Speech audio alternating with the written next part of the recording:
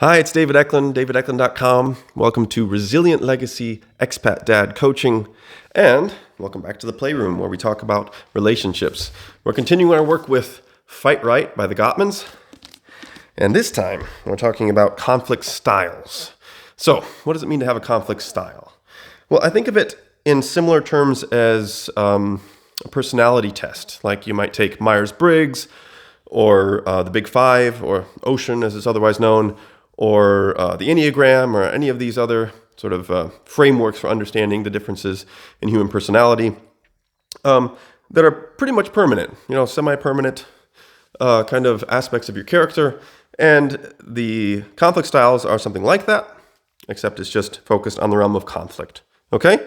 So just like different personalities can be more or less successful in various areas of life, so can these styles be more or less successful. You could also think of it as different genres of music.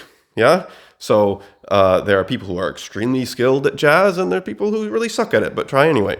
There are people that are great classical singers, and people who you'd really rather not hear at all. So the genres can be done better or worse, but the genres in themselves, there's no problem with them. So what are the genres? What are the conflict styles? They are the volatile, the validator, and the avoidant. Okay? So, as we learned last time, there are some basic universals about what's positive and negative to do in a conflict. We talked about the four horsemen: criticism, contempt, defensiveness, and stonewalling. Those are the basic negative things you want to avoid. And then on the positive side, the repair attempts, apologies. Oh, I really understand you, validating the other person, maybe making a joke, a physical touch, reassuring, these kind of things. So you need to have that 5-to-1 ratio during conflict, 20-to-1 ratio overall in your relationship, positive, negative. So that's going to show up differently in the 3 different conflict styles. So let's talk a little bit more about those styles themselves. So the volatile is pretty self-explanatory. Think of, a couple that's just arguing ferociously, just with, vim and vinegar, and then laughing intermittently throughout the conflict, and then kissing passionately at the end and like walking arm in arm away. It's a way of communicating that's just more out there. You're not going to mistake what this person really feels and where they really stand in regards to whatever you're talking about. The validator is kind of the stereotypical person who does it right. They're strategically, pragmatically working toward compromise, and but that doesn't necessarily have the virtue that the volatile has, where everything's out on the table. You might not actually get your feelings totally heard. So it has a lot of good things about it, but it's not everything, right? It's a style. Okay, and then the other end of the spectrum from the volatile is the avoidant, like yours truly, which just doesn't like conflict at all natively. I'd much rather it just not happen, minimize it as much as possible. If it has to go there, it's a sacrifice. It's it's a burden. It's not something I just willingly fly into, right? So when it comes to these 3 styles, like I say, each one of them can be successful. And as we discussed in the first video in the Playroom, the softened startup, they're all 3 going to do these differently. So the volatile might launch in with, I feel enraged about this situation and I need you to take care of it right now, and that's totally fine. Like they're owning their stuff and they're allowing you to see it.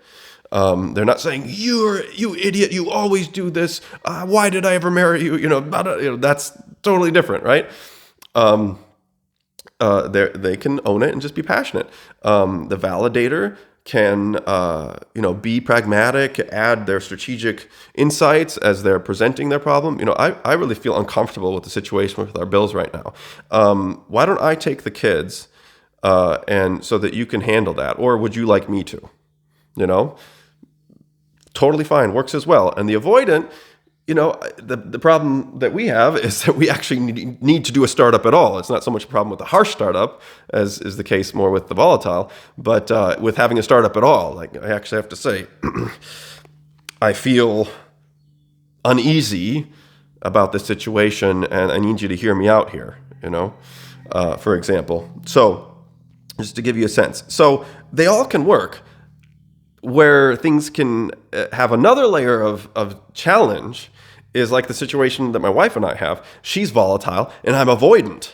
And we didn't know about these styles before. So we thought we were sort of doing it to each other, like it was a personal thing that, that I wasn't being forthright and saying what I really felt from her perspective, and that I was being bulldozed by this, irrational woman who was just, breathing fire all over the place, from my perspective. And then to realize, wait a second, no.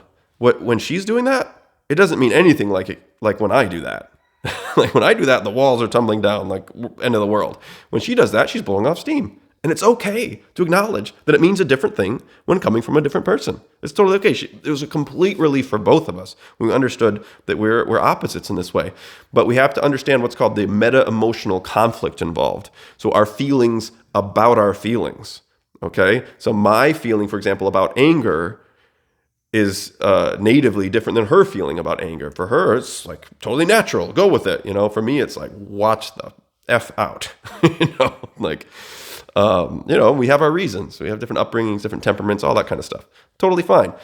So the different styles have different meta-emotional frameworks. Okay, so just to know about that, to have some compassion for yourself and for your other person, for your spouse, it makes it totally workable. So I hope you find this as valuable as it was for me. See you in the next. I will see you in the next video, and I hope to hear from you. If you have any insights you'd like to share, go ahead and email me hello@davideklund.com, or sign up for a clarity call where we'll have some. It's a complimentary call where we can talk about maybe doing some coaching together. I'd love to hear from you. Bye.